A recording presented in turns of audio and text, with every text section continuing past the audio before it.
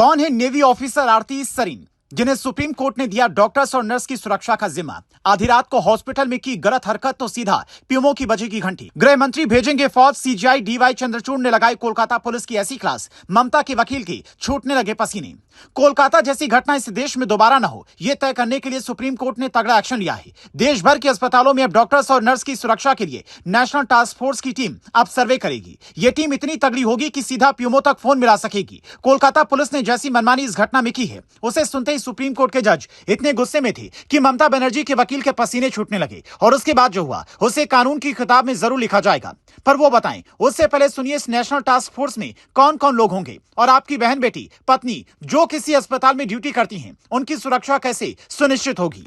क्या है national task force? देश भर के डॉक्टर्स की सुरक्षा बढ़ाने के लिए सुप्रीम कोर्ट ने 10 लोगों की एक टीम बनाई है। इस टीम की चीफ नेवी में मेडिकल सेवाओं की डायरेक्टर जनरल एडमिरल आरती सरीन होंगी, जिनके पिता और भाई भी नौसेना में सेवाएं दे चुके हैं। इनके अलावा gastroenterologist doctor Nageshwar Reddy, AIIMS Delhi के director doctor M Srinivas, NIMHANS Bangalore से डॉक्टर प्रतिमा मूर्ति, एम्स जोधपुर से डॉक्टर गोवर्धन दत्तपुरी, गंगाराम अस्पताल की डॉक्टर सोमरिका रावत, अनीता सक्सेना, पल्लवी सैंपले और डॉक्टर पद्मा श्रीवास्तव शामिल होंगी। इनके अलावा देश के टॉप 5 अधिकारी भी इस टीम में शामिल होंगे, जो इनके सुझावों को देखेंगे और फिर उस पर अमल करेंगे।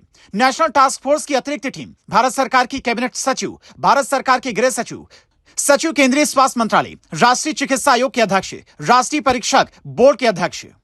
टास्क फोर्स की सुझाव के बाद हो सकता है कि सुप्रीम कोर्ट कोई ऐसी टीम बना दे जो ऐसे अस्पतालों की सुरक्षा सुनिश्चित करे जहां शांति व्यवस्था बनाए रखना बड़ी चुनौती है। कोलकाता के जिस आरजीकर मेडिकल कॉलेज में यह घटना हुई है, वहां की सुरक्षा व्यवस्था अब सीधे तौर पर सुप्रीम कोर्ट ने सीआईएसएफ के हवाले कर दिया है।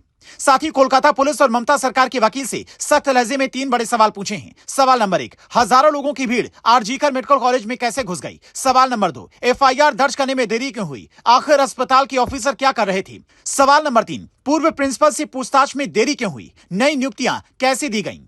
इन सारे सवालों पर ममता सरकार और बंगाल पुलिस के वकीलों से कोई जवाब देते नहीं बना। सुप्रीम कोर्ट ने चूंकि इस मामले को स्वतः संज्ञान में लेकर सुनवाई शुरू की, इसलिए अब केस में आरोपियों को बचाने की कोशिश में लगे लोगों के होश उड़े हुए हैं। क्योंकि एक तरफ सीबीआई सबूतों की कड़ियों को जोड़ने में लगी है, तो वहीं दूसरी तरफ सुप्रीम कोर्ट अब वो सारी फाइलें मंगवाने वाला है जिससे इस केस के तार जुड़े होंगे। अगले 48 घंटे में यानी कि 22 अगस्त तक सुप्रीम कोर्ट ने बंगाल सरकार और पुलिस दोनों से स्टेटस रिपोर्ट मांगी है। उसके बाद कोई बड़ा फैसला सुना सकती है। फिलहाल सुप्रीम कोर्ट की सख्त टिप्पणी और उन लोगों के जख्मों पर मरहम की तरह है जिन्हें यह लग रहा था कि ममता राज में न्याय मिलना मुश्किल है। अगर कोई सबूत मिटाने की कोशिश करेगा या इंसाफ की राह में रोड़े अटकाएगा, तो फिर सुप्रीम कोर्ट उसका क्या हाल करेगी, ये आप इस सुनवाई में समझ सकते हैं।